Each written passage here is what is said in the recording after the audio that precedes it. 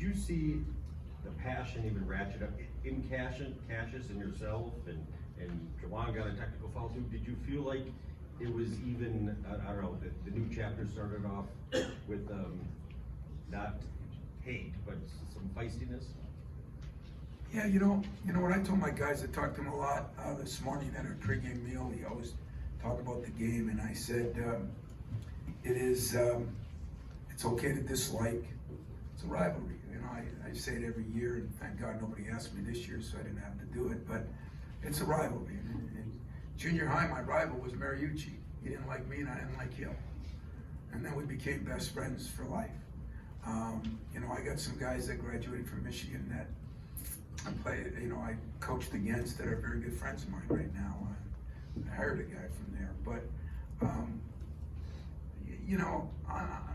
if there's one thing I'm glad about Juwan, to be very blunt and honest with you, is John was so buttoned up that I look like a fool all the time. Now both of us look like fools, and it makes it an equal opportunity deal. So, I think John might have got one against us over the years, but I don't know if it's ratcheted up any. I think if my wife and his wife coached the team, it'd be a rivalry. That's what happens when you're 60 miles apart. But the one thing I will say, for me, I learned after my first 5 losses, you better respect your rivals, or it gets the best of you. And I'm 2 or 3 in 100 against Duke, but I respect my rival. It doesn't mean I change.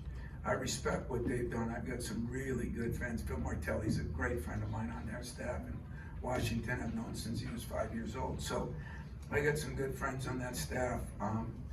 But you can't like your rival, but you can respect your rival. And I have great respect for them. And I think they have respect for us, and that's what makes a rivalry. Mike and North Carolina and Duke, they ain't hugging and kissing, they ain't going to church on Sundays with each other. But you never hear, it's a rivalry, and it's become one of the best. I think John Beeline, when he was here, said, why can't this be every bit that?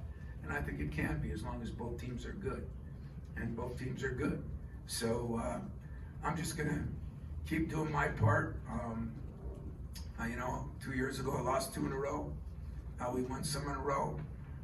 That's going to be the highs and lows of the business. If rivalries are good, at the end of the day, I remember seeing a stat on Duke and Carolina. They were over 30 years or 20 years. I think they were like 2 points difference in what scored and who scored, and it's just amazing, And I know one thing: you guys would be happy if it was like that, because it would give you something every day to write about and talk about. But believe it or not, when we weren't any good, the rivalry wasn't that good. When they weren't any good, the rivalry, it was fun to beat them, but it wasn't as fun. When they're both good, it's all good.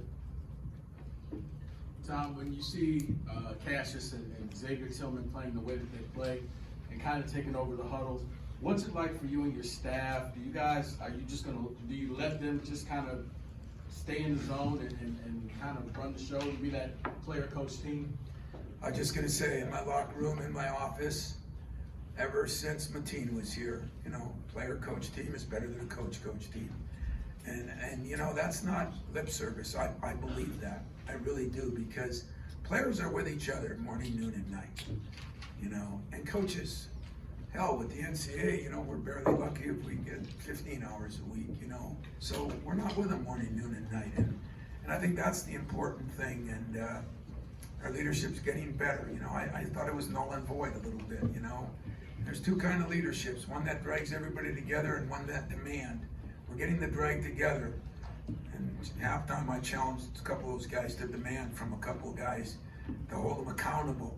That'll be the next step of this program that the Cleveses and the Waltons and the Draymonds and the Valentines had. They had people feared them a little bit. Fear sometimes a good thing, especially in accountability stuff. So yeah, I'm gonna let them do their thing, steal money, and have a good time. We got time for a couple more, Chris and Larry.